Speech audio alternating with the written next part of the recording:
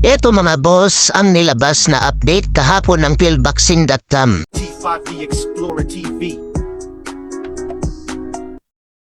Patungkol na po ito sa posibleng salpukang Cuadro Alas Casimero at Naoya Inoue. Base ito sa sinulat ni PhilBoxing.com Teodoro Medina Reynoso. Isa nga raw si dating 3 Division World Champion General Cuadro Alas Casimero ang number 1 o nangungunang kandidato kay Naoya Inoue bilang susunod niyang makakasalpukan sa isang super fight na planong gaganapin sa London ngayong September taong kasalukuyan.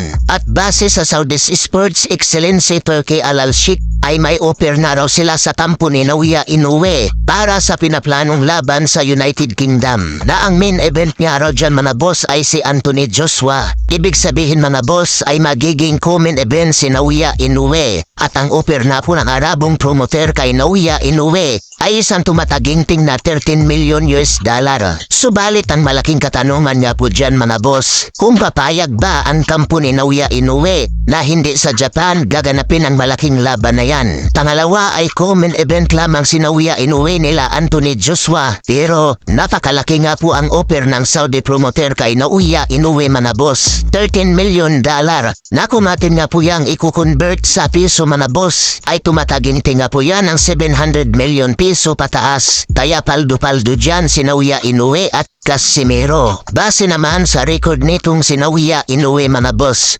ay 4 na beses na lang ito lumabas sa kanyang lungga. Kaya siguro naisipan ng Saudi promoter na opera ng malaki si Naoya Inoue para lumabas ito sa kanyang lungga.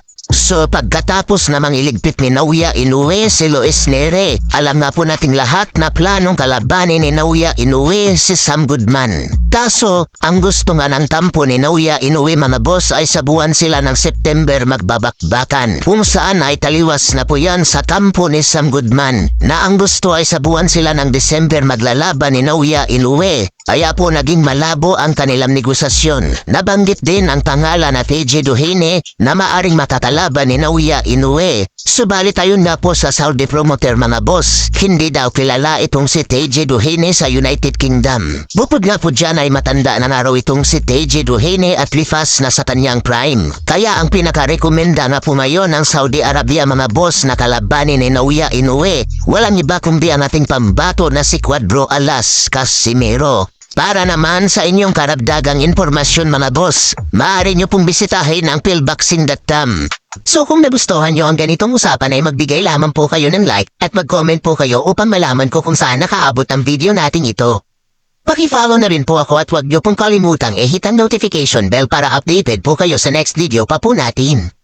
Maraming salamat at bye for now.